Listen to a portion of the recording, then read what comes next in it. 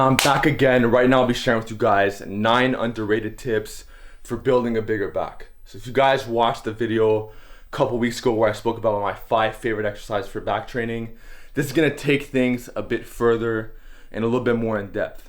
So a lot of people, for example, are running what's called split routines where they hit one body part per session. They have a chest day, shoulder day, back day, whatever. If you want to get the biggest back possible, you need what's called frequency. You need more volume. You need to hit it from a variety of different angles to put more of the odds in your favor. And one of the ways you could do this is a method I like to call sneaking in more volume with lifts that engage the back when you're technically not even trying to train that much of your back anyways.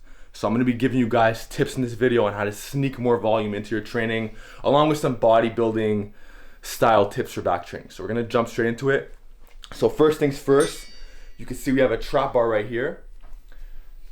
Let's say you're running, for example, an upper lower program, and on your lower body day you start off with a squat. If you're trying to get the biggest back possible, you would benefit a lot from making the first lift of your lower body day a trap bar deadlift. And the reason why is because if you check out the video right here, I talk about how the trap bar deadlift is going to work your upper back, it's going to work your lats, but it technically is a bit of a squat too. It's a hybrid of a squat and a deadlift. So this is a great medium for us because we'll be hitting our back hard while simultaneously hitting our legs hard.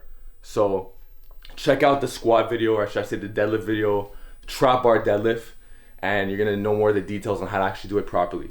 So the second tip on adding more volume into your back training and sneaking in more volume is by doing snatch grip RDLs. So a lot of people, they'll do regular RDLs, which are great, but if you wanna have more of that upper back, upper trap emphasis, you can simply do them with a snatch grip. And it's crazy because if I could, let's say for example someone does a back day, they hit their back from every different angle, I could literally do a snatch grip RDL. I could do like a 3x10 and my whole back is lit up like a Christmas tree from top to bottom.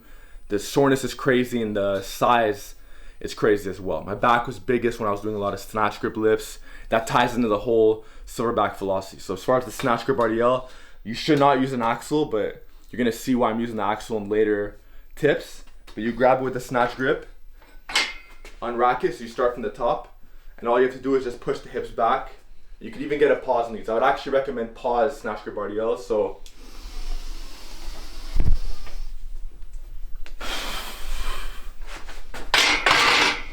that's tip number 2. You need to have some snatch grip lifts, and I like them for RDLs because you could also get some meaty hamstrings. It's gonna light up the whole back side of the body.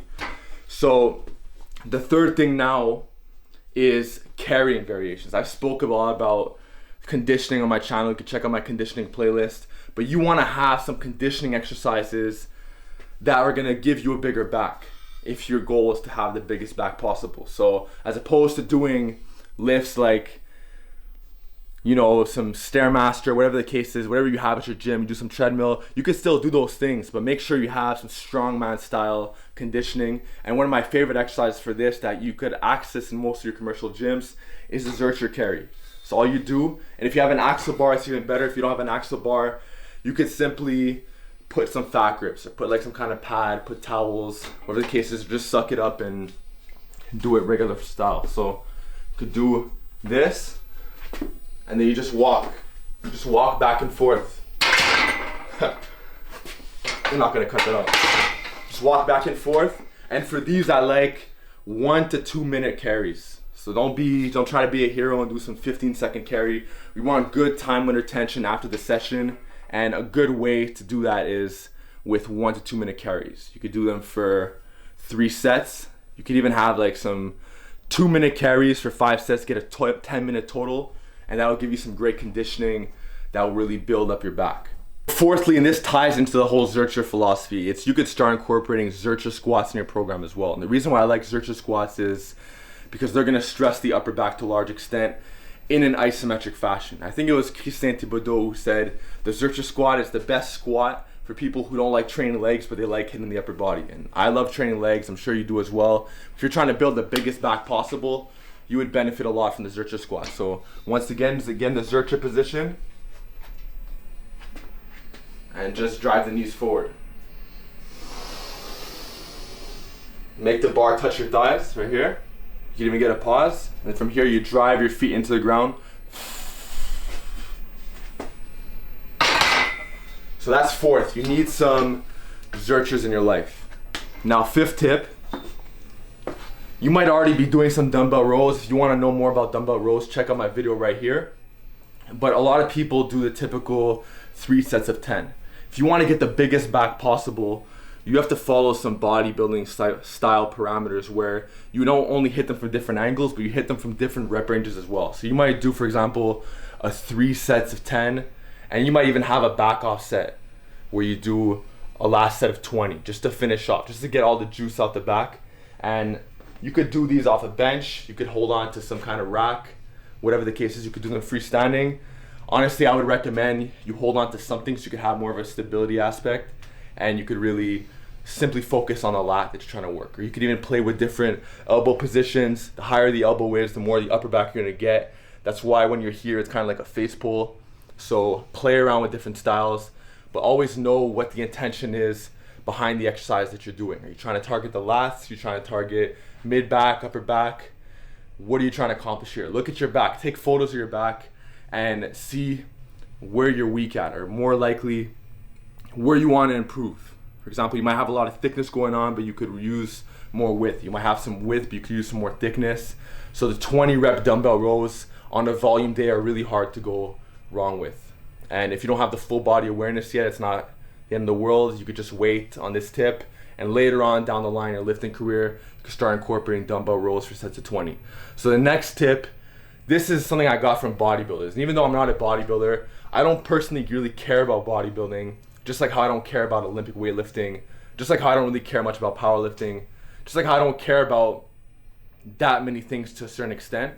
But what I do like is certain aspects that these athletes will have. So for example, I like the fact that Olympic weightlifters, they have those big traps and they do a lot of snatch grip lifts. So I'm gonna take from that realm of fitness. I like the fact that power lifters are really focused on squat, bench, and deadlifting variations, and they're trying to get as strong as possible. So I'll take certain things from that realm of fitness as well.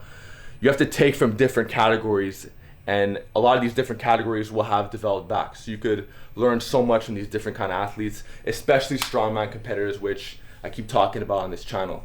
But as far as bodybuilders are concerned, one thing that these guys do differently from everybody else is posing practice. So a lot of them, they'll hit like a full-fledged back workout for like an hour and a half, and after that they'll pose for like 15 minutes. They'll be doing their back double biceps, their lat spreads, all kind of different poses. They might even do a back double bicep and just twist and turn different angles. I know it sounds superficial or narcissistic, call it whatever you want, but the reality is that these guys or these women are improving their mind-muscle connection because they're taking that extra time that most people aren't taking to develop a better one with their back.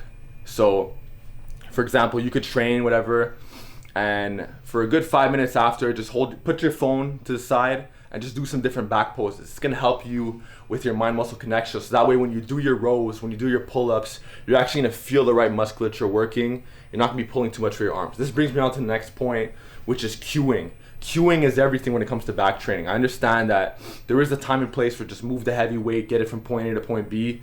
But with that being said, there is still something to be said about driving the elbows back. If you drive the elbows back properly, and this is something I wasn't really incorporating back then, I was just trying to get the weight from point A to point B. If you watch like old Alpha Destiny videos, you'll realize I'll just point A to point B with my rows. Now it's more thought out. It's executed in a better fashion. So I'll get a nice reach in, and I can actually feel my back the whole time. My arm is just basically a hook. My arm's not really doing much, but I could feel the lat. I could take a 35-pound dumbbell and get the biggest lat pump of my life because I have such a great mind-muscle connection because of the tips I've mentioned in this video.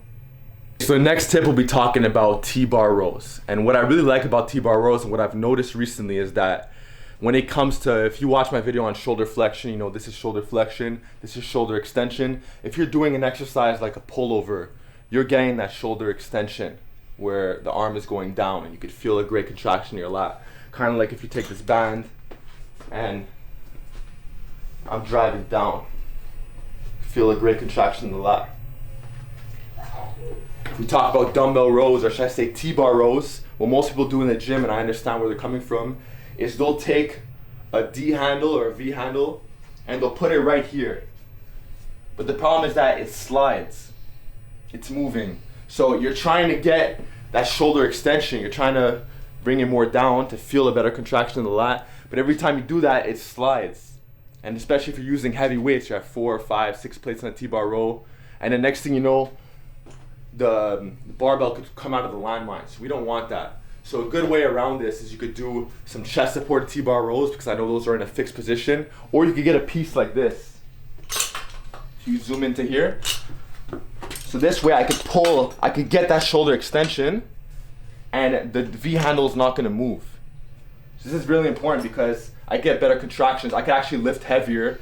There's less that stability aspect, and there's one less thing to think about. So it's also a bit higher. When I do my T-bar rows, I can get a nice reach, and I could also get that isometric pull into my lower chest, so I could get even better contractions. And when you do a regular V handle, it's too low, so the plates are gonna hit your chest before the V handle does. But on this, I could drive my arms back without the V-bar moving. I get a better lat contraction from here. And I could also drive the V handle into my chest, like in my lower chest. So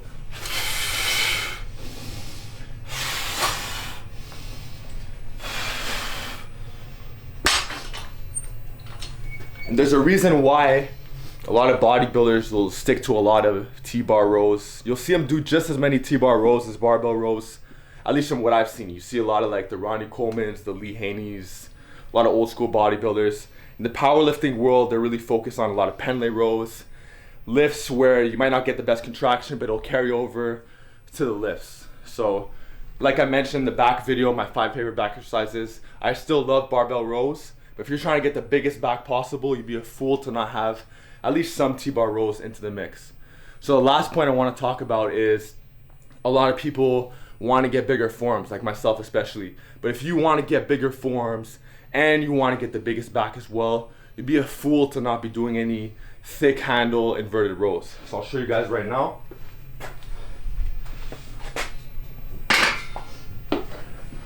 So shout out to Raymond Cody, Country Crush. But this way I could hit the lats, I could hit the upper back, hit different parts of my back while simultaneously hitting the forearms. Hashtag arm wrestling pose. And from here,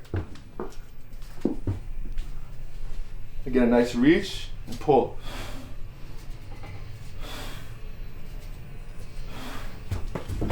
So that pretty much wraps it up. Those are the 9 tips on how to sneak more volume into your training to get the biggest back possible. So if these tips really interest you, feel free to check out Silverback, the official ebook, PDF, and this will give you all the tips that you need on back training, all the ins and outs to really maximize back size and get the biggest back possible. If you guys have any questions, let me know in the comment section below and I'll be sure to help you guys out. Feel free to comment, like, subscribe, and see you guys soon.